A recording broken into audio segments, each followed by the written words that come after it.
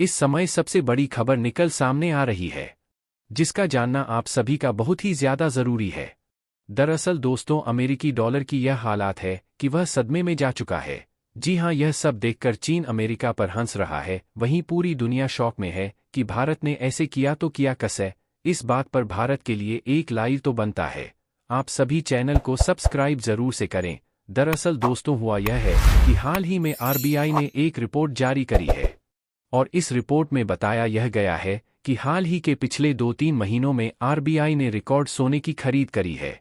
उदाहरण के लिए इसी साल जनवरी के महीने में आरबीआई ने 88.7 टन सोना खरीदा है। इतना ही नहीं, इसके अगले ही महीने फरवरी में हमने करीबन 6 टन के करीब सोना खरीदा है।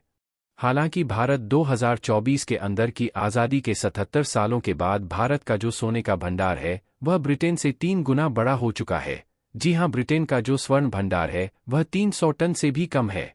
वहीं इतना ही नहीं, वह अरब देश जिनकी भारत में खूब वाहवाह होती है कि बहुत अमीर है, बहुत सोना है, इनके पास इनसे ज्यादा अमीर कोई नहीं है, वह भी भारत के आसपास नहीं है।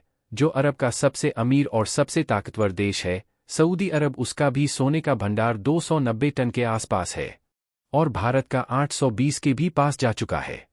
लेकिन इतना सोना खरीदने के पीछे भारत का मकसद इन छोटे मोटे देशों को पछाड़ या हराना नहीं है। दरअसल भारत इतना सोना खरीदकर अमेरिकी डॉलर को टक्कर देना चाहता है। आप जानते ही हैं, दुनिया भर की करेंसी और मुद्राएं अमेरिकी डॉलर के सामने लगातार कमजोर पड़ रही हैं। इसी वजह से भारत इसे काउंटर करना चाहता है। भारत अपने जो रुपया है उसकी बैकिंग करना चाहता है सोने से, इसीलिए हम अपने खजाने में लगातार सोने की मात्रा बढ़ा रहे हैं। आज की तारीख में स्थिति यह है कि भारत के पास जो 820 टन का सोना है ना, इसकी वैल्यू लगभग $52 बिलियन है। दोस्तों, $52 बिलियन, और आने वाले समय में यह और भी तेजी से बढ़ेगा क्योंकि हम यूएई के साथ डील कर चुके हैं, जिसके तहत हम उनसे लगातार ज्यादा सोना खरीदते जाएंगे, अपने खजाने में सोने की मात्रा बढ़ाते जाएंगे, जिससे कि भारतीय रुपये को डॉलर की नहीं बल्कि सोने की बैकिंग मिले। अमेरिकी डॉलर कितनी भी कोशिश कर ले वह भारतीय रुपये को गिरा नहीं पाएगा। यानी कि भारत इतना सोना इसलिए खरीद रहा है ताकि भारतीय रुपये के मामले में भी हम डॉलर पर यानी कि एक विदेशी करेंसी पर निर्भर ना हो। इस मामले पर हम आपको आगे भी अपडेट देते रहेंगे, इसीलिए चैनल को सब्सक्राइब कर लेना। तो बढ़ते हैं हमारी दूसरी अपडेट की और दोस्तों, हमारी दूसरी अपडेट भारत की अर्थव्यवस्था को लेकर है। दरअसल रिजर्व बैंक ऑफ इंडिया के जो हमारे गवर्नर हैं शक्तिकांत दास जी, इन्होंने खुद यह ऐलान कर दिया है आज की भारत का जो खजाना है, भारत का जो विदेशी मुद्रा भंडार है, आज वह $645 बिलियन के पार जा चुका है। इसका मतलब यह हुआ कि अपने पूरे इतिहास में भारत का खजाना कभी भी $645 बिलियन पर नहीं पहुंचा था। हमारे पूरे इतिहास में यह पहली बार हो रहा है जब खजाना $645 बिलियन के पास चला गया है। और आपको बता दूं कि इसको लेकर पिछले 2 हफ्तों से कंफ्यूजन चल रहा था।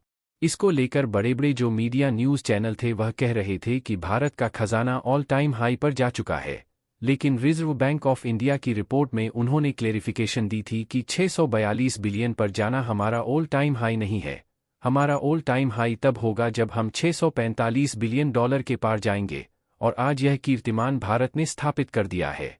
लेकिन इसके क्या मायने हैं और क्यों इससे भारत को बहुत ज्यादा फायदा मिलेगा? सबसे बड़ा फायदा तो यह है कि हमारा खजाना बढ़ा तो है ही, लेकिन यह मुश्किल वक्त में बढ़ा है। जब दुनिया के सभी देशों का खजाना गिर रहा है, भारत का खजाना बढ़ रहा है।